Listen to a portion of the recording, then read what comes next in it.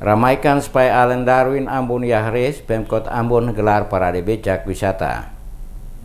Guna mendukung suksesnya perhelatan kegiatan Spy Island Darwin Ambon Yahres 2018, pemerintah Kota Ambon mengadakan parade becak wisata bagi turis.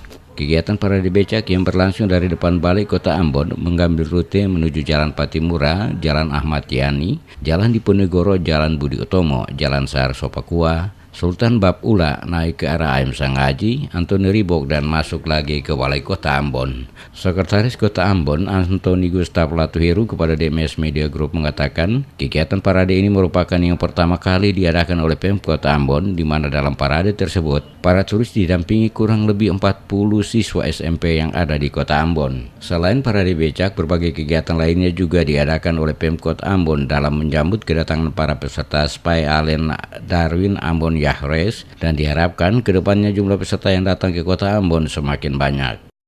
Lebih fasih lagi, tapi mereka akan lebih bergairah untuk belajar bahasa Inggris lagi.